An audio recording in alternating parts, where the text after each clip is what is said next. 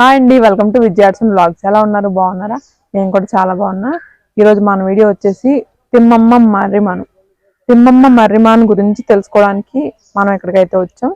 So ఈ చరిత్ర ఏంటి అంటే 15వ శతాబ్దం గూటిబయల గ్రామంలో గంగరాజులు ఫ్యామిలీ నుంచి బాలవీరయ్య అనే రాజుని తిమ్మమ్మ అనే ఆవిడ పెళ్లి చేసుకున్నారు అనమాట. పెళ్లి చేసుకుని వాళ్ళు హ్యాపీగా ఉంటారు. కొన్నాళ్ళకి వాళ్ళకి 2 పిల్లలు కూడా పుడతారు. కాకపోతే దురదృష్టవశాత్తు ఆ 2 పిల్లలు కూడా చనిపోతారు. చనిపోతే ఆ తర్వాత ఇంకొన్నాళ్ళకి ఈ బాలవీరయ్య అనే అతనికి ఘోరంగా కుష్టి వ్యాధి అనేది వస్తుంది. అది చాలా దారుణంగా వస్తుంది పాపం. దానివల్ల ఏమవుతుందంటే ఈ గంగరాజుల ఫ్యామిలీ వాళ్ళ కుటుంబీకులు మొత్తం అంతా కలిసి వాళ్ళని, మీరు ఇక్కడ ఉంటే గ్రామ ప్రజలందరికీ కూడా ఈ కుష్టి వ్యాధి అనేది అందరికీ సోకుతుంది, దానివల్ల మీరు ఊరి బయట ఉన్న ప్లేస్లో ఉండండి అనేసి వాళ్ళని ఇక్కడ నుంచి పంపించేస్తారు. ఇప్పుడు మనం వాళ్ళు ఎక్కడ నివసించారు ఏంటి అనేది కూడా చూద్దాం పదండి. సో ఇదే ఫ్రెండ్స్ ఆ ఇల్లు అయితే. బయట మాత్రం పూలు చాలా బాగున్నాయి. ఈ పూలు నాకైతే బాగా నచ్చినాయి అబ్బా. కాగితం పూలు అంటారు కదా అవి. నెక్స్ట్ వచ్చేసి ఇల్లు, వాళ్ళు నివసించిన ఇల్లు అయితే ఇదే. అప్పట్లో ఎలా ఉందో మనకు తెలియదు కానీ ప్రజెంట్ అయితే ఇలా ఉన్నది. ఒకసారి మీరు కూడా చూసేయండి. వాళ్ళ విగ్రహాలు కూడా ఇక్కడ ప్రతిష్ఠించారు. ఫ్రెండ్స్, మనం బాలవీరయ్య ఇంకా తిమ్మమ్మ వీళ్ళు నివసించిన గ్రామానికి చివర ఉన్న ఇల్లు అయితే మనం ఇప్పుడు చూసొచ్చాం కదా. ఓకే ఫ్రెండ్స్, అసలు ఈ తిమ్మమ్మ మర్రిమాను ఈ చెట్టు ఎలా వచ్చింది, ఈ చరిత్ర ఏంటి అనే దానికి వస్తే, అసలు ఇంతకు ముందు చెప్పాను కదా మీకు, కుష్ఠవ్యాధి వచ్చి బాలవీరయ్య అనే ఆయన చనిపోయిన తర్వాత ఈ తిమ్మమ్మ అనే ఆవిడ కూడా సతీ సాగమనం చేయాలనుకుని సిద్ధపడతారు. కాకపోతే అక్కడ ప్రజలందరూ దానికి ఒప్పుకోరు. ఎందుకంటే సతీ సాగమనం చేయాలంటే అది ఒక పవిత్రమైన ఇది ఉండాలి, పతివ్రతలు మాత్రమే దానికి అర్హులు అని వాళ్ళు చెప్పి దానికి ఆవిడకి 2-3 కండిషన్లు, షరతులు పెడతారు.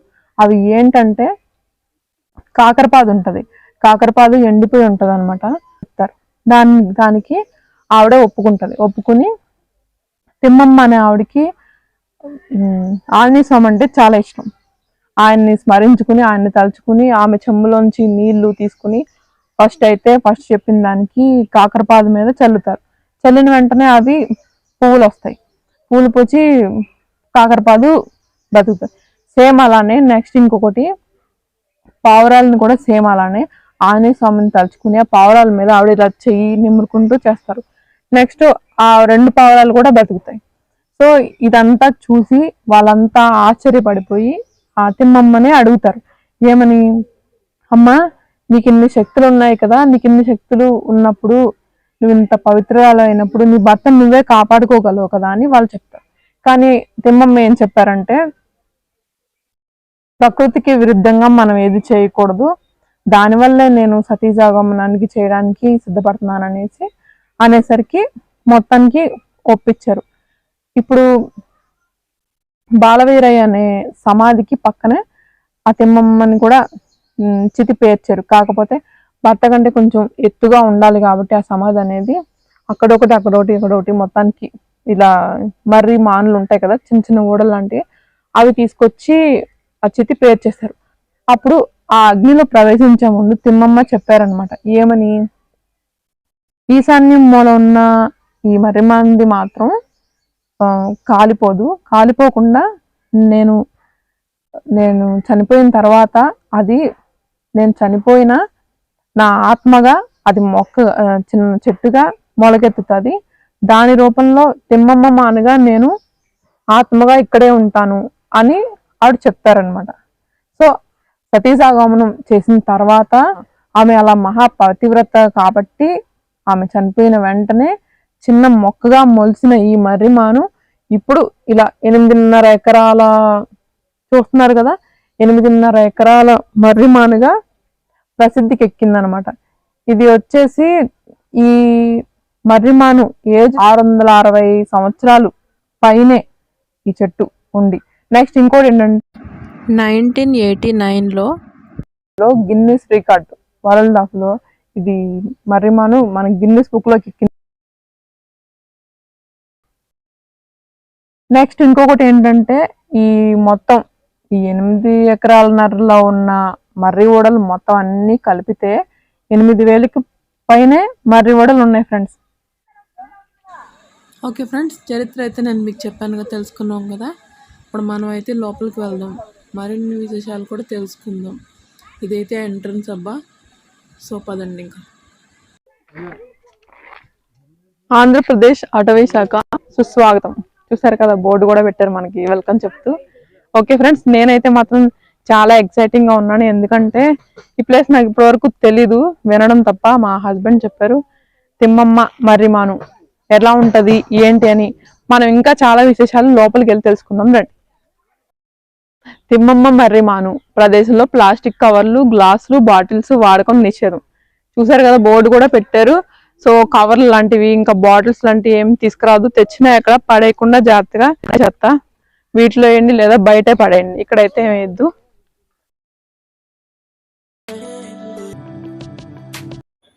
వాటర్ అయితే సూపర్ ఉన్నాయండి.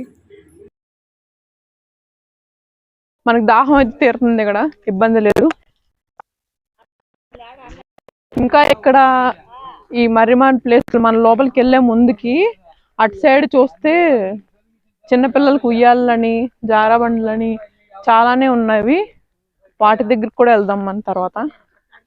ముందైతే మనం మర్రిమాన్ దగ్గరికి వెళ్దాం పదండి. లోపలికైతే టికెట్స్ కూడా తీసుకుని చూసారు కదా, 10 రూపీస్ ఈచ్ టికెట్ వచ్చేసి. ఇంకంతా చాలా బాగుంది. ఈ ఓడలు చూడండి, ఇవన్నీను మర్రిమాను అంతా కూడా. అబ్బా, అమ్మవారి గుడి కూడా దగ్గరలోనే ఉన్నట్టుంది, గంట అనిపించింది నాకైతే బలం. కాకపోతే అంతా లోపలికి వెళ్ళడానికి లేదు. మనమైతే ఇప్పుడు అమ్మవారు జీవ సమాధి అయ్యారు కదా, ఆ ప్లేస్కి అయితే వచ్చాము. అది ఎక్కడికి వెళ్దాం రండి లోపలికి. మా దగ్గరికి వచ్చాము కదా, ఆ అమ్మవారి సమాధి జీవ సమాధి అయిందైతే ఇదే చూడండి ఒకసారి. నెక్స్ట్ మనకి ఈ పక్కనే ఆ టెంపుల్ కూడా ఉంది అమ్మవారిది, అక్కడికి వెళ్దాం పదండి. సంతానం లేని వాళ్ళు ఇక్కడికి వచ్చి పూజ చేసుకుని ఇలా ముడుపులు కట్టుకున్నారు చూసారు కదా, అలా చేయడం వల్ల కూడా సంతానం కలుగుతుందని భక్తుల నమ్మకం. ఓకే ఫ్రెండ్స్, మనమైతే ఇప్పుడు బయటకు అయితే వెళ్ళిపోతున్నాం. మీకు కనిపిస్తున్నారు కదా, స్కూల్ పిల్లలు కూడా వచ్చారు ఇక్కడికి విజిట్ చేయడానికి. వాళ్ళు కూడా బాగా ఎంజాయ్ చేశారు. నెక్స్ట్ ఏంటంటే బయట జింకలు ఉన్నాయి అబ్బా, అవి కూడా చాలా బాగున్నాయి, ఎగురుతూ ఉన్నాయి ఊరికే. దానికి కొమ్ములు చూడు ఎంత బాగున్నాయి. కొమ్ములు రాలేదు, ఏందన్నా తినే చూపించి వచ్చాయి. పెట్టకూడదంట, వచ్చింది చూడు దగ్గర. ఈ చిన్నపిల్లలు అనమాట, కొమ్ములు రాలేదు ఇలా. నెక్స్ట్ ఇవన్నీ పావురాలు.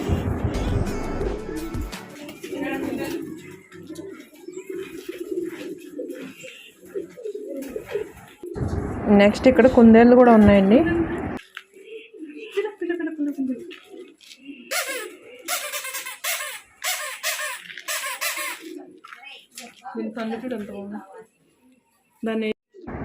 పాపం ఈ కుక్క పిల్లలు మాత్రం ఎండ కాల్సిపోయి ఏమో పడుకున్నాయి.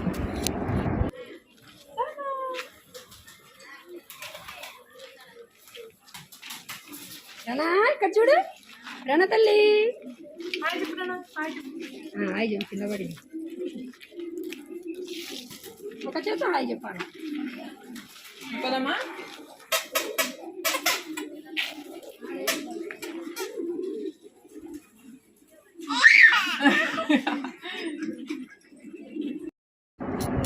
ఇంక ఇది ముందు చూసినవి కాకుండా వేరే ప్లేసు. ఇక్కడ కుందేలతో పాటు నెమళ్ళు కూడా ఎక్కువనే ఉన్నాయి అబ్బా.